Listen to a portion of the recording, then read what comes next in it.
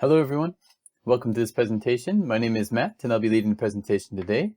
And we're going to be talking about a relatively new feature in SRAM that came out in version 2023 called the Multistory Builder. And this is an exciting new workflow that allows you to basically create and manage multi-level structures with much more ease and precision than you would have in the past, with still allowing the ability to adapt to design changes as you go. So in this presentation, we're going to start with a bit of an introduction to the Multistory Builder and some other new features related to that. We're going to look at how we can build models with this workflow, also loading them, creating modifications to those models that already have been created, and looking at analysis and design. We'll wrap this all up with a Q&A session at the end as well. And for those of you that don't know me, my name is Matt. I've been working with the SRAM tools for several years now. You might recognize my voice from other webinars. I'm also joined by a few of my colleagues who will help answer questions as we go along as well. Let's just jump into a bit of an introduction to the SRAM Multistory Builder. And we're going to go through a few different slides here that explain kind of how this can help you with this type of workflow of creating multi-story buildings. It doesn't necessarily have to be buildings either. It can be all sorts of different types of structures. And it doesn't have to be a large structure in terms of the number of stories either. It can really help with any repetitive geometry in the vertical plane. And its first feature, with the ability to define advanced grid systems, is really fundamental to the whole workflow because every model is going to start with some geometry creation, and that can be a fairly time-consuming process, especially for larger or more complex structures that might have non-orthogonal geometry. So in that situation here, we have the ability to actually create multiple grid sets that can be used, and they can also be customized as well. So you can have your own custom grid lines that make modeling faster and more accurate. You can modify geometry from these grid lines just as you could in previous versions of SRAM, but now you have the ability to basically create these superimposed grid lines at any orientation that you like. You also notice there are grid labels. That was a popular request in the past that has been added to the software as well. So we talked a little bit about adjusting the model with these grids. It allows for easy and fast adjustment of geometry after it's been created to allow for changing the bay widths or moving objects. For example, you might see in other videos that I'm going to be doing how I can actually move the core based off of just moving the grid that's associated with that core, and it will reflect that change to the grid location.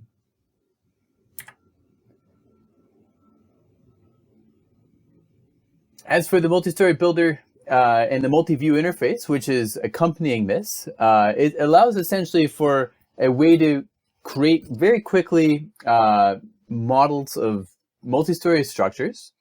It allows for floor definition and elevation definition, so you can look at both the plan view and the elevation view and create isolated models of each for any repetitive geometry that you have in those planes.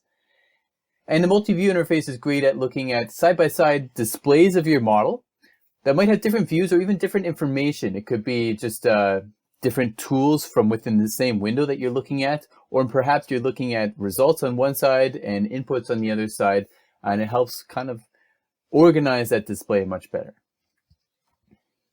So we're just going to look at a quick preview of what's to come with this next presentation here.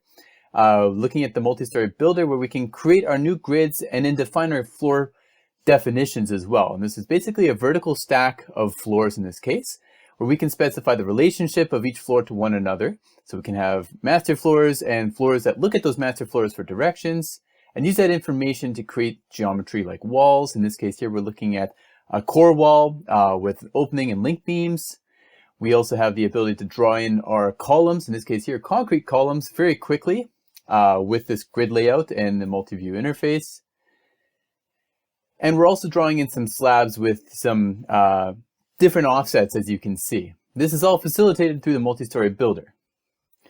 We can create the floor offsets, and because we have that relationship between different floors, we don't have to repeat that input multiple times. It will actually just repeat that based off the relationships of those types of geometry. So you looked at a bit of adjustments of the geometry. We've also created a mesh. We're going to add some loads and analyze, and we get results out very quickly and can continue to make modifications to the model as we go. So this is, again, just a quick preview. We're going to be looking at more in the coming slides here. So let me just jump ahead. And we're going to focus more on model building now. We talked about grid layouts, and I think that is something that we will touch on in the demo portion of this presentation. Obviously, every model is going to be different in its geometry, whether it's the grid spacing or the number of grid lines that we need, or the orientation of the grid lines, whether they're orthogonal or circular or spherical, or sorry, not spherical, cylindrical. You get the idea. Basically, there's a number of different requirements, and we're able to satisfy those within the same grid sets. We can also define floor definitions to allow us to control and configure the vertical stack of components. So that could be floors, that could be columns, beams, walls even. And we can say that, you know, floor 1 is different than floors 2 through 16. And then at floor 16, or 17 rather, we have another change in the geometry. So each relationship between those can change as we go up in height. And we can also define elevation grids, which are useful for vertical components. Like you see here, we're looking at an elevation view of this steel structure, and we have some bracing in the vertical direction that we can define quite easily with the creation of elevation grids. We simply just left click and drag, telling it what type of pattern to create.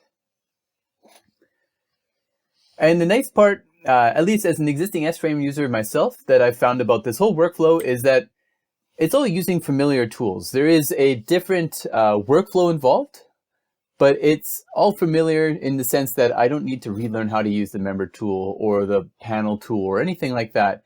It's just more so how it's packaged is slightly different to facilitate a more efficient modeling process.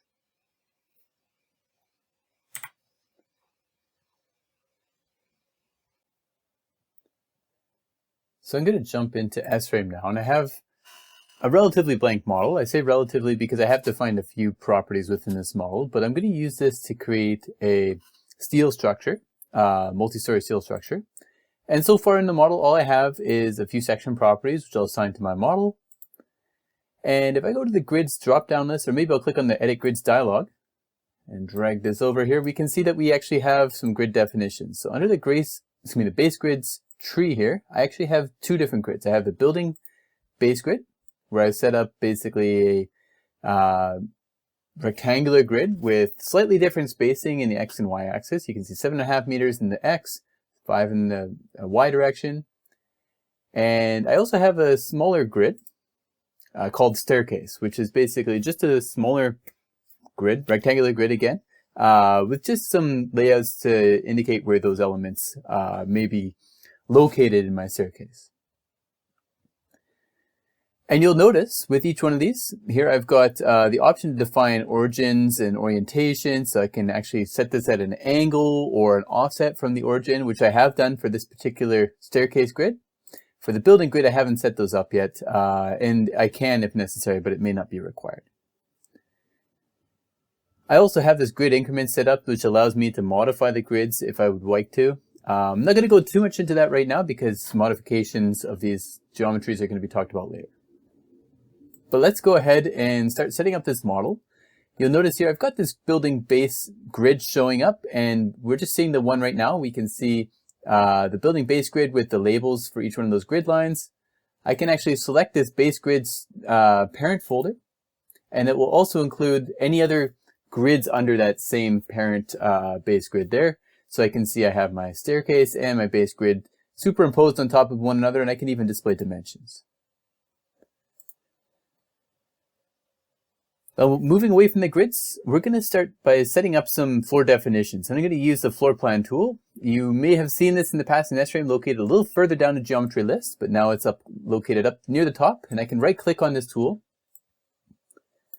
And this allows me to specify basically the vertical stack of geometry used to define my floor definitions. So I'm going to start with the base, and I'm going to say that the top of floor is the foundation, and I'm going to give it a slab thickness of 200 millimeters. And that's fairly straightforward there. That's really all the information I need. And what I can do now is I can say, let's just create a copy of this, but make it above. And here I'm going to specify my floor spacing. I'll say that this next floor above is 4 meters. And change the floor type because I did say it was going to be a steel structure. I'm going to say it's floor top of steel. And I'm going to change the slab thickness here, 150 millimeters, and I'm going to make this a floor. Just designate this level as a floor.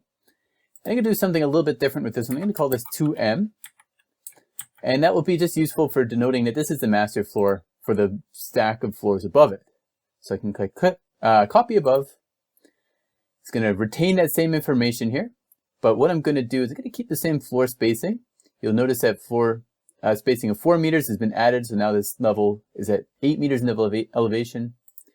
But I'm going to say that this floor is the same as floor number 2. So any layouts that I define in floor 2 will be propagated to floor 3.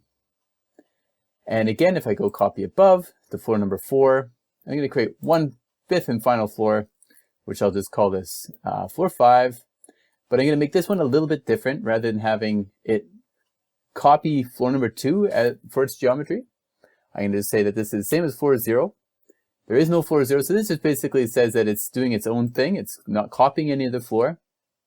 And I'm also going to change the geometry, specifically the floor spacing, and to say is 5.5 meters for this top penthouse level here.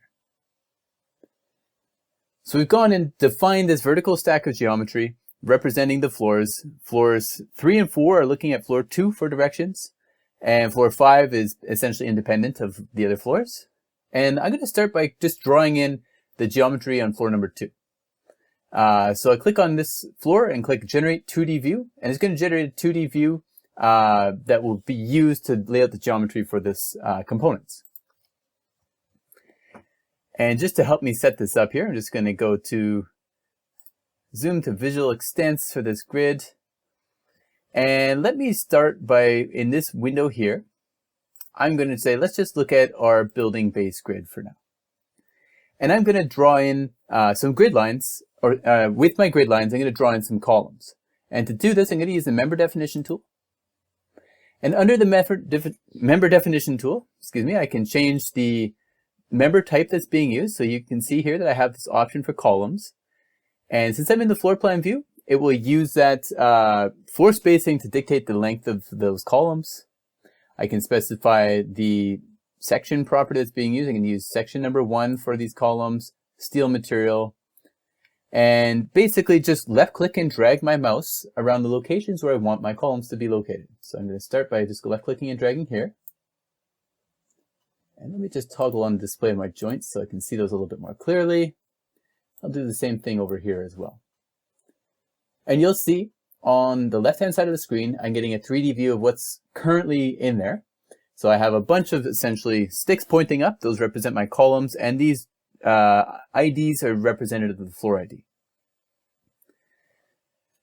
We can now define our beam geometry as well. I do want this to be a steel structure, so I'm going to have beams, basically a composite floor system supporting this structure. And so now I'm going to change the member type from columns to beams. I can control the fixity of those beams, whether released or not released. It's totally up to me.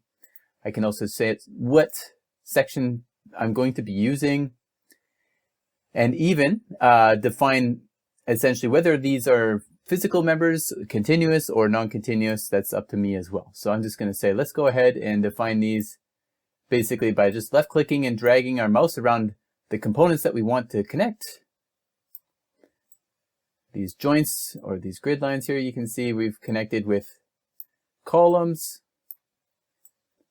And I can do the same thing in the other direction as well if I'd like. Maybe I'll go down a section size this time though.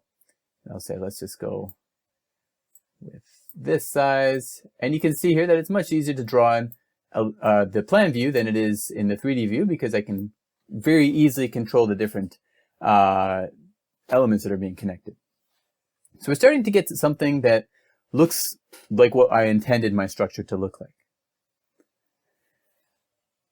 So these floor definitions certainly did help. I'm going to continue on with that approach, but I'm going to now switch to the panel element tool. And with the panel element tool here, let's just zoom out with this, this view. I can see that I can define a floor panel or a number of different other types of panels. So I have walls, I have drop panels, I have walls plus openings, you name it essentially. But I'm going to go with a floor panel, and I'm going to specify this to be a area load only panel, with the main intention being to distribute area loads on this structure, but also to act as basically dictating where my the spans of my composite steel beams that I'm going to be using. So I'm just going to draw this panel out by sketching it here in the right side of my screen. I'm going to left click here, and again around here, and you can see I'm getting an indicator of where this perimeter is located. I'm going to finish it right here. I can define slab offsets or panel offsets, which you would have seen in that previous video I just showed in the PowerPoint slides. However, for this example, I didn't use any. And I'm not quite done defining this geometry either. I'm also going to define some infill beams, and I can do that using the infill beams tool. I specify which direction I'd like these infill beams to go. I'm going to say parallel to the y-axis, and I'm just going to define 3 beams in each span with the following property, and I left click to apply those. And I'm just going to jump ahead to create these all. And here it becomes clear that we are starting to get our structure to take shape. The next step is to define which elements are going to be carrying the area load for my elements, or for my structure, and also which elements are going to be part of the composite floor system, at least in that plane. I'm going to select all of them. So I use the area load members folder here and make sure I'm displaying all my structural elements. And I'm going to use the selection tool and left click to select these sets of geometry, and right click here to say update open group. The reason I'm doing this is now if I go and look at my span directions, I can actually set up my span directions to be either in a certain long direction, short direction. Really doesn't matter which way we decide to use it, as long as we specify this before we go ahead with our analysis and design. So that's an important step. Well, I'm still in the geometry window though. I also want to go back to the floor tool, and I want to right click. And you may recall that I specified my second floor as my master floor, and all the geometry that I specified has been propagated up to floors 3 and 4. But I have a floor on top of that that I also want to control as well. So this is floor number 5, and I'm just going to say, let's generate a 2D view for this floor as well. And for this floor, I'm going to work with basically a subset of the geometry. So you'll notice here that basically I have this little cutout in my floor plan right around grid line E, and it just extends one grid line back, and I can use that information and that knowledge to continue drawing the geometry above that as well. So I'm going to specify my columns. I'll say set this member type to columns. I'll change my sections that's being used back to the section W16 by 50, and I'm going to draw in some columns as well. I'm just going to say it goes back a few grid lines, and I'm also going to draw in the beams just like I had done before. So for my larger beams, I'll make sure I'm using physical members.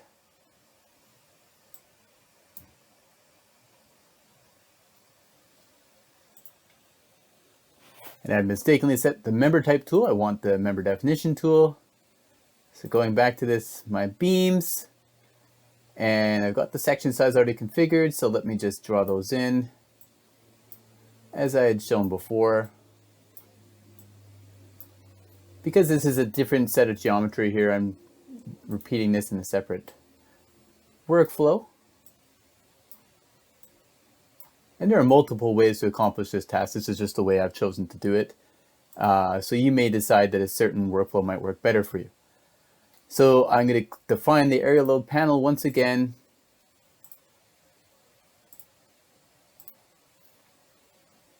And just like before, I'll define my area load members. But before I do that, I want to define I want to generate my infill beams. I'll set the member size. I've got all the orientation and number of beams, so I just left click to draw those in.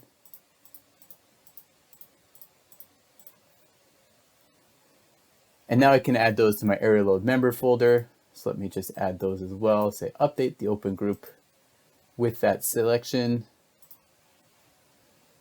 and define the same span direction that we had before.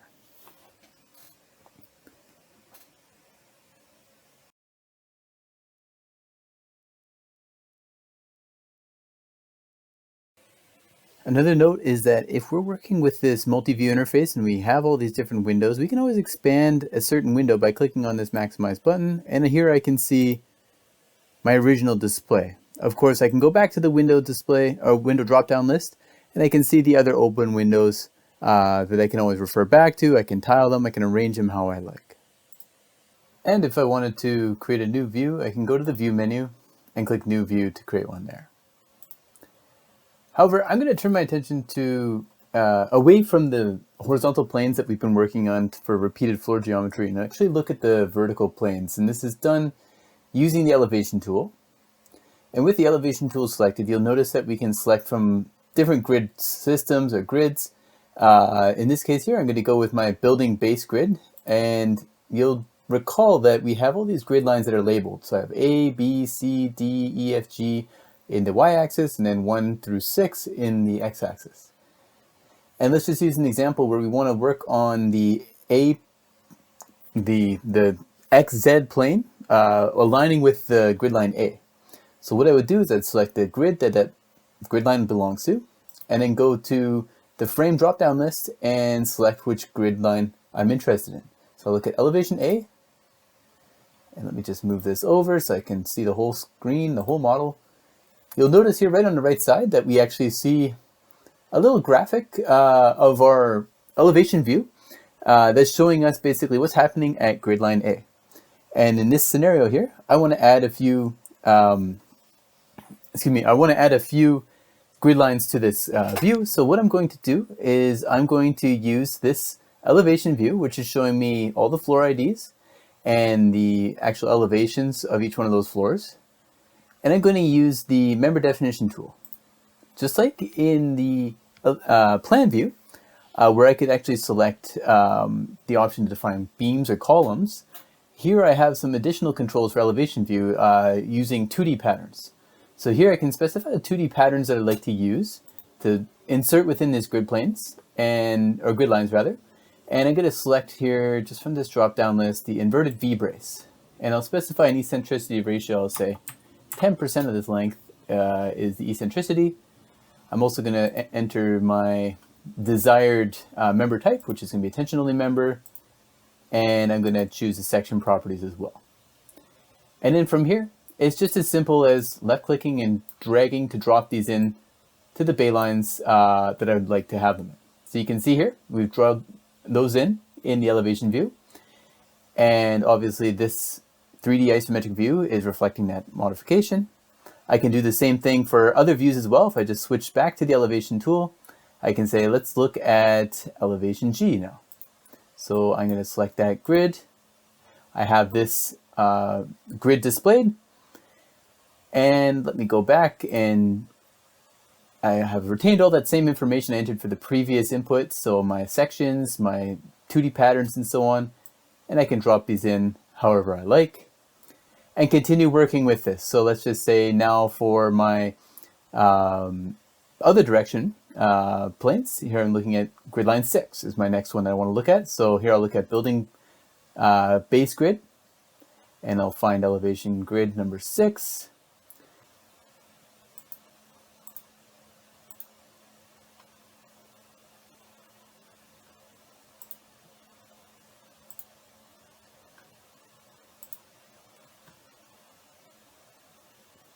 And I'll draw one set here, and another set right here.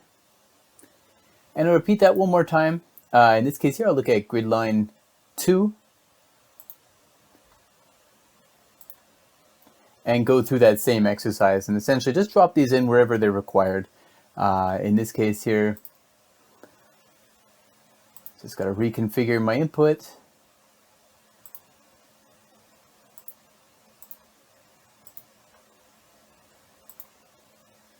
And I'll do them here and here. And now, as we can see, we're able to construct a detailed 3D model of the structure, which we can see contains all the different floor information, the elevation information, and more that we would need to continue modeling. Any modifications that we can make, which we'll talk more about in the later sections, can also be updated as we go along.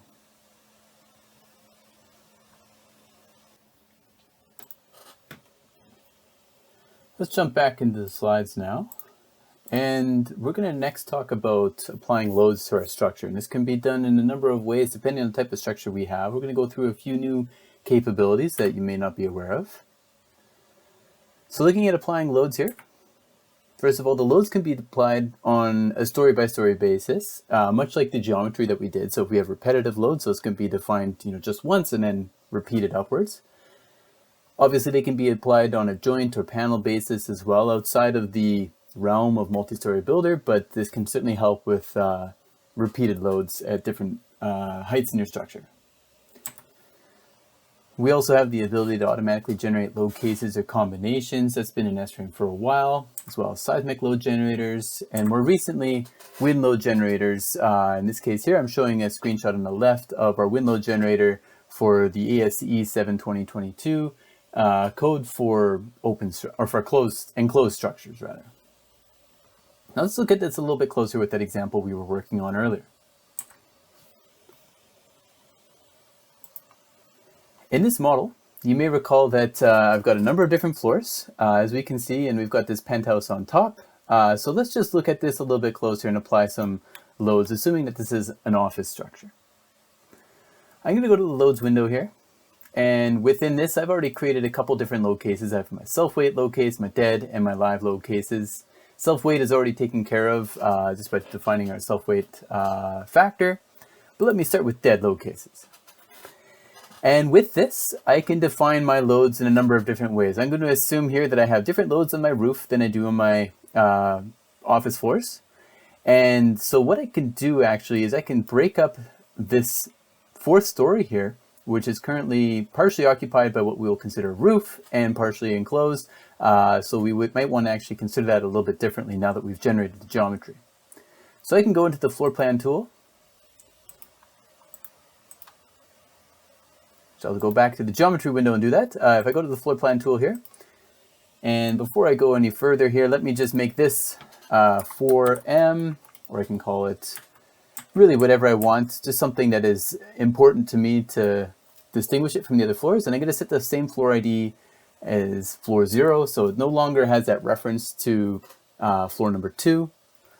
It's not going to reverse what we've already done on this floor, but it is going to allow me to model this floor independently from the others now. And the only reason I want to do this here is I'm going to go to the Generate 2D View and look at this floor in isolation of the others. And let me just keep this 3D view as kind of a reference point for now. I'll also toggle on the display of my grids so I can see my base grids. So basically this floor goes all the way to grid line number 4. And on the other side here, if I just look at this a little bit more closely, it goes grid line E. So keeping that same grid on this view as well, let me just display my grids, and I'm essentially going to just break up my panels for this particular floor. So I'm going to get rid of this area load panel, and I'm going to draw in another one instead. So again, I'm using the floor panel option, make this a area load only panel, and I'm going to draw in 2 separate panels. I'm going to draw one from here to here, just to represent the enclosed area, because I can apply a separate load on that area. And another one from here to here, to here to here, and then back down again.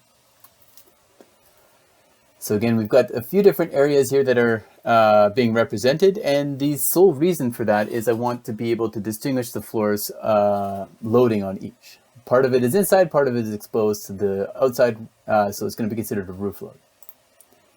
And I'm going to define my span directions just like I had in the past, so everything else will remain the same. Now I can just save this file, and I'm going to go to the loads window and just remind myself we've got these different loading conditions, dead and live, that we're going to add. We're not going to go with all of them for now, just for brevity's sake. And let me just define the start by going to my floor 2, my master floor. And I'm going to use the area load tool, and under the dead load case, which is currently selected, I'm going to assume that my office floor load is 5.3 kilonewtons per square meter, or kilopascals, depending on what you like to see. And you'll notice here that the two screens that I'm looking at, or these two windows, don't necessarily show the same information in both. That was by design when I first set up this model, but I may want to have situations like this where I do want to see the same view settings in each. So I can go to Settings, Preferences, and here I can go to the General tab, and I can say, keep all view settings consistent between multiple views of the active windows. So now it's going to show me this information, and it may be useful for me now to see this in a view like this. And clearly, with this information, I can see that I've applied this incorrectly. I didn't want it to be a vertical load. I wanted it to be, or sorry, not a positive vertical load. I wanted it to be a negative vertical load. So I'll go negative 5.3 kPa. And we can see here what that looks like. So I've got this defined as I intended. And let me repeat this for the next load case. This is my live load case. Just going to change this magnitude of the loads from 5.3 to 3 kPa. As we can see here, that's now been done. I'll go to the floor plan tool and work my way up to floor number 4. Now we've got this floor here as well. This is the one that's been split into two different groups. So I have my inside panel as well as my outside panel. And maybe just for the sake of viewing these separately, I'm going to shrink the elements for visual display. And what I'll do now is I'm in my live load case. So I'll continue in this for now. I'll select my area load panel tool. And for my interior of my office here, it's going to be negative 3 kPa, as we can see here. And for the outer portion of this structure on the floor, it's going to be a smaller load of negative 0.25. I've applied it just to that panel handle there. The same thing for the dead loads, since I haven't done that yet. So for my dead loads, it's going to be 5.3 kPa in the interior. And for the exterior, it's going to be 5.95. Sorry, my keyboard doesn't seem to have a working 5 button, or a reliably working 5 button at the moment. And we can see what these look like. And finally, let's move our way up to the top floor, floor number 5. And this one's a little bit easier because we just have all one single panel for the whole roof. Here I'll just say that for this, my dead load magnitude is 5.95, so I can apply this here. And for my live load, again, that's going to be negative 0.25. If I can type, there we go. And with that, we can see here what we end up with. I'm looking at the dead loads as they kind of exist on my elevation stack here. And this gives me an idea for how those loads are going to be distributed throughout my structure according to my own requirements. And if I wanted to add wind loads, for example, or seismic loads, I could do that under the Settings menu, under Preferences. Here, you'll notice that I have a Design Codes tab. I've got the ASCE 72022 building code currently selected. We have a tab that is signified with E for earthquake, where we specify all of our information for the equivalent lateral force procedure.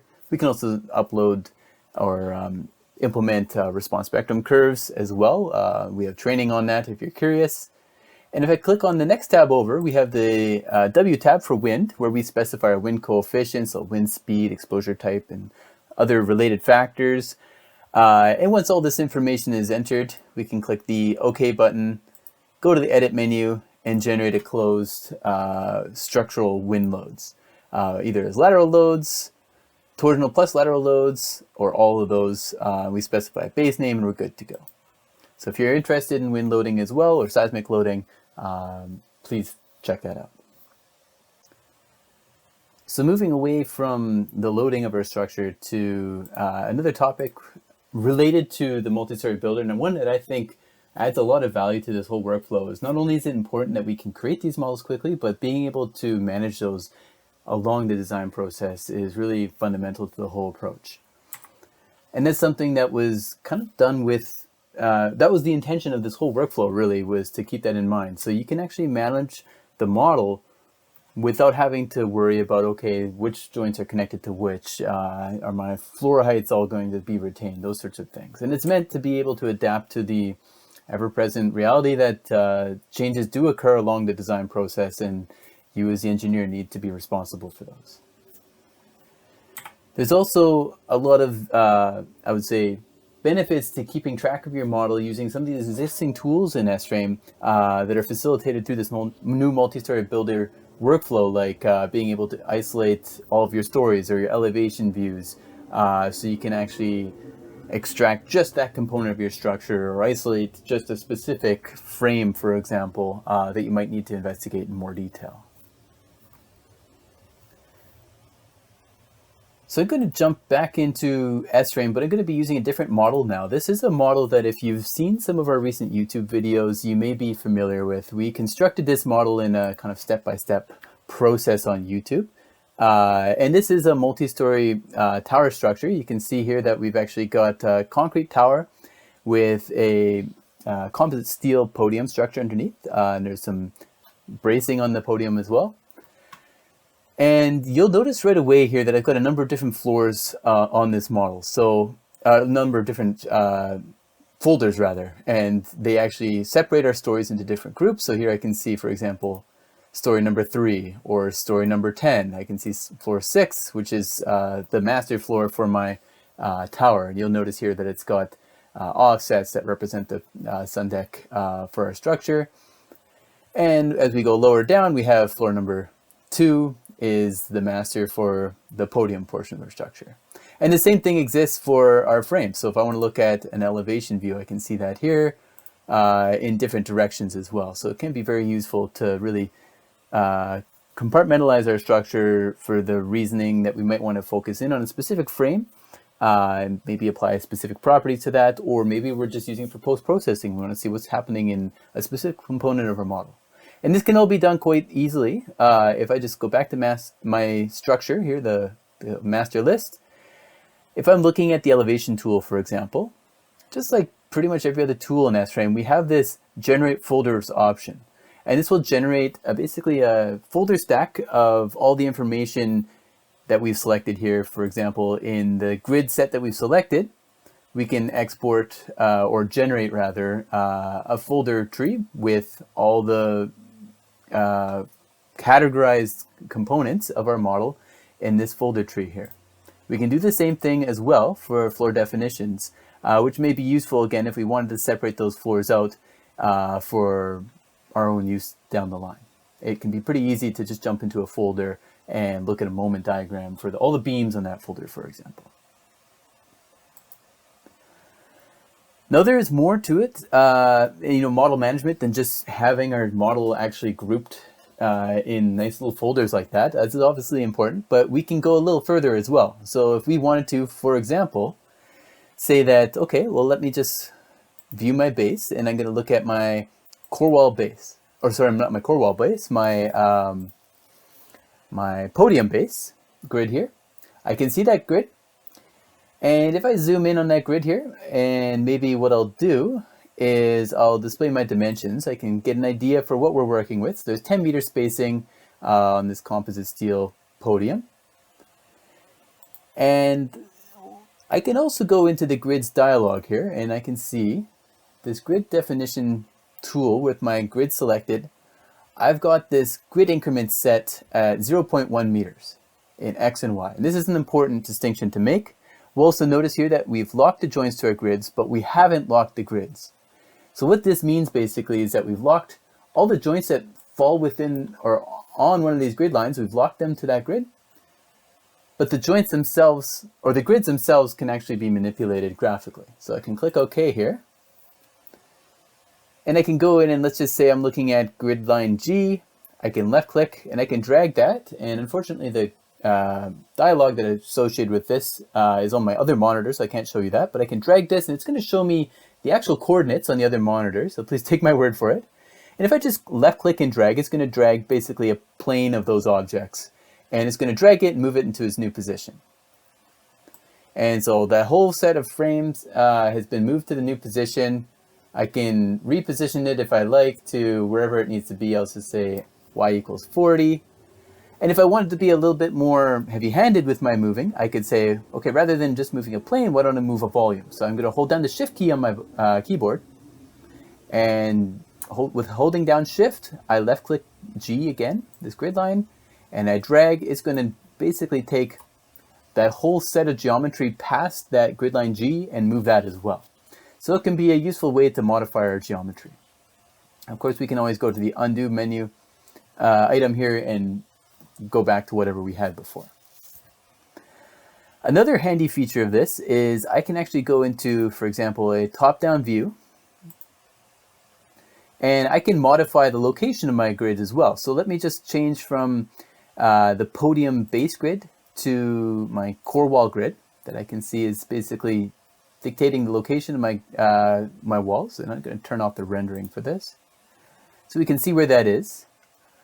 And if I go to the edit menu, or sorry, not the edit menu, the edit grids dialog, getting ahead of myself there, I can see my core wall again has similar parameters associated with this.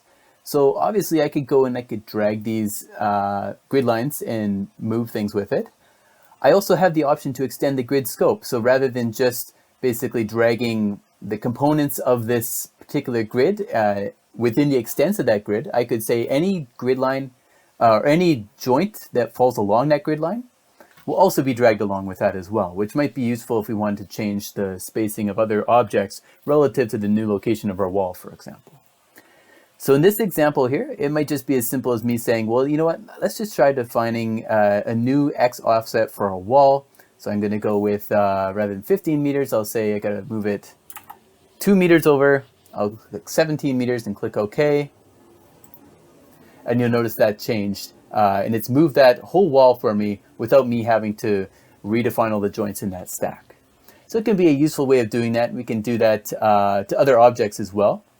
Just as a demonstration, I also want to show you what happens if we were to go return this back to its original location. So I'll say 15 meters, just like we had before, and then go back.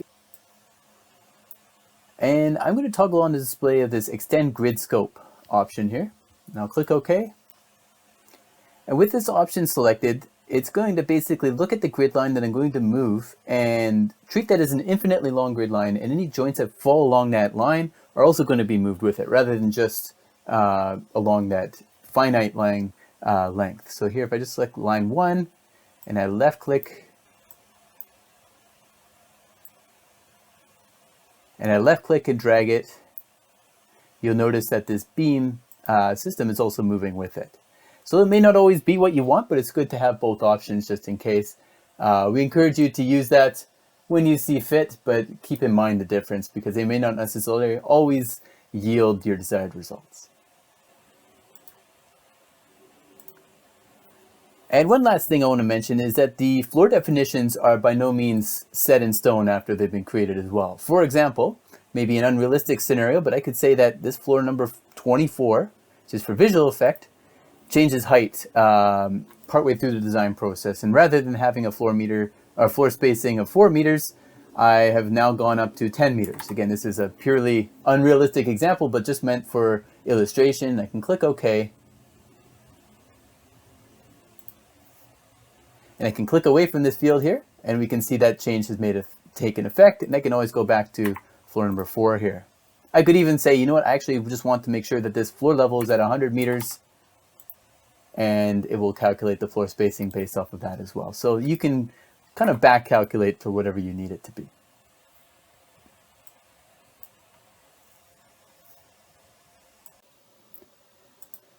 And going back to the slides here, the last section of this presentation is about analysis and design. And I would say that a lot of these tools that we've seen for modeling and load applications and so on, editing our models, they can still have value for analysis and design processes as well.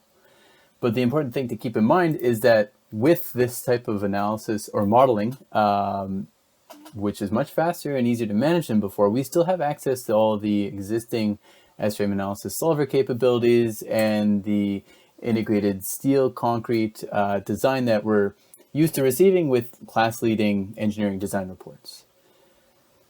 So we can take a fairly intricate model that would have been difficult to just construct using conventional methods in S-frame. It's much easier to produce now, and we can get to the point of a steel design report like the one on the right for a scaffolding model like we see here, much quicker than before. But why don't we go through that approach using our, perhaps by now, our favorite steel structure modeled with Multistory Builder, the one we started off creating earlier today. So this is our model here. I just made a few modifications to it. I created some folders just like we saw in that concrete structure, or the hybrid structure I guess you could say, where we have some stories and also some sections that have been assigned to their own groups. I've already got my loads defined. These are just some load cases. But I've also gone in now and just defined a couple load combinations for the sake of demonstration here. These could have been generated, as we'd mentioned in the past, but I'm going to go ahead and run the analysis on this model. So I can click on Analyze, and here I can look at a linear static analysis for now.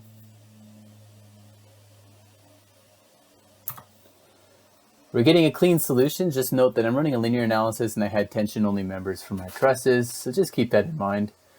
Here I can look at my results, maybe for my load combinations, and let's just say I'll look at load combination number 2. Perhaps I want to look at the axial force diagrams. Here I can see, for example, the axial forces in my trusses for this load combination. I could also look at bending moments in a specific floor. So if I wanted to see what's going on in that floor, it would be very easy for me to do so. This information is all great. I can also look at things like deflections and see how much my floors are deflecting. And if I wanted to, I could even side by side create a new view and look at perhaps different load cases side by side. So I may want to see, okay, well, this is what's happening here for load combination 2. But if I go to settings, preferences, and I just modify my views so they're not all consistent between each display, here I can say, well, now I want to look at, I don't know, my deflections for my other factored load combination, which probably would want to be unfactored, but you get the idea. We can see the information side by side. I can look at, for example, a moment diagram over here, and on this side here I could look at an axial force diagram, and it would give me a better understanding for what's going on in this structure. And this is actually comparing two different load combinations, as I mentioned. Now, moving away from the analysis that we've looked at now, I could also say, well, let's go ahead and consider a design. So I can click on Build Steel Design Model. And here I've got the entire model in S-Steel. And I'm just going to click on my structure. I can set up my design parameters as I like effective length factors, deflection criteria, and so on. And once I'm ready to go, I can go ahead and run a code check. So I could run a code check for my load combinations. I'll click OK. And I can see here now, we're getting some utilization ratios. Maybe I'll just change my display here so I can see my color coding and utilization ratios. And I'm getting some that are exceeding these utilizations where my demand is actually exceeding my capacity. If I just look at some as an example here, it looks like this joist that is relatively close to failing. And I click on Code Details. It becomes clear to me that the strong axial section capacity and bending seems to be problematic here. And I can see that for each one of the load cases or combinations in this case that I'm investigating according to the design code of my choice. I could obviously go ahead and redesign this all if I'd like. I could even set up composite steel design information as well. If that was something I wanted to do, I can set those up as composite beams and run through that approach. We have more information on our YouTube channel about that if you're curious.